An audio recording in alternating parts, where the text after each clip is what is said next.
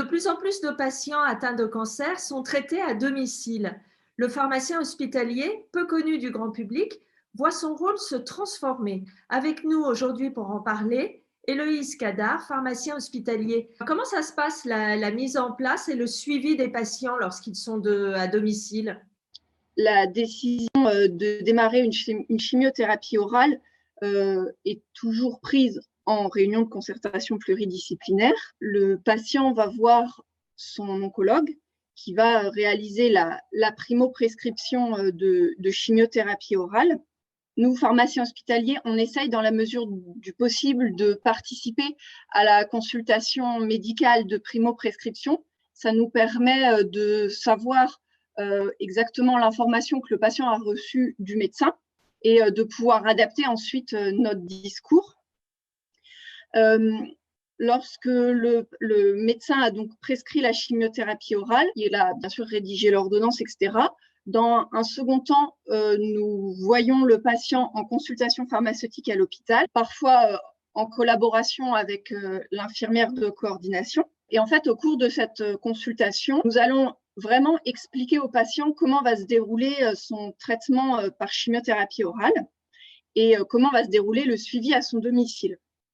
Donc, on lui explique également les modalités de prise de la chimio qui sont souvent assez spécifiques parce que c'est des médicaments qu'il faut prendre à heure fixe dans des conditions bien précises et qu'il faut respecter absolument.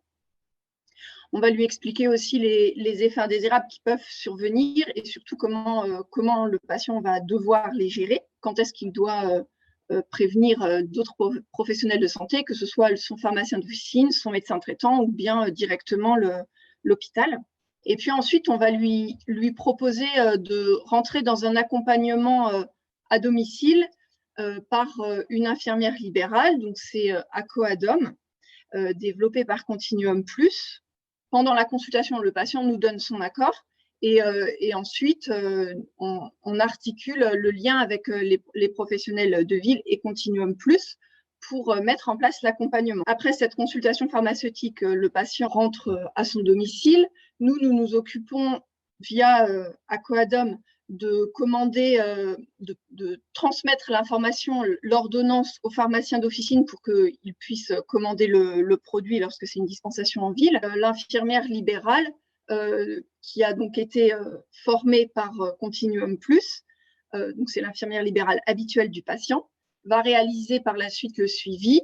Donc d'abord une visite au domicile du patient une fois par semaine, puis tous les 15 jours. Elle renseigne sur la plateforme les effets indésirables que le patient a pu observer à son domicile. Elle prend également tous les paramètres habituels qui permettent le suivi. Et en fait, nous, à l'hôpital, donc que ce soit l'oncologue ou le pharmacien ou l'infirmière de coordination, nous avons bien sûr accès à toutes ces informations. Ça va nous permettre d'avoir un regard sur ce qui se passe au domicile du patient. Ainsi, lorsque le patient va revenir habituellement à peu près au bout d'un mois pour sa consultation de suivi, on a déjà une idée de comment s'est passé le traitement à ce domicile. Est-ce qu'il a présenté des effets indésirables? Si oui, on sait déjà sur quoi on va axer la consultation, sur les effets indésirables qu'il a rencontrés et ainsi l'aider à les prévenir et à les gérer pour la suite. Que vous apporte Acoadom? Acoadom nous apporte un meilleur suivi de nos patients sous chimiothérapie orale. Cela nous permet d'avoir une vision rapide, globale de tous nos patients sous traitement. Et bien sûr, ça nous permet une meilleure collaboration avec l'ensemble de l'équipe de professionnels de santé de l'hôpital et de la ville qui prennent en charge le patient.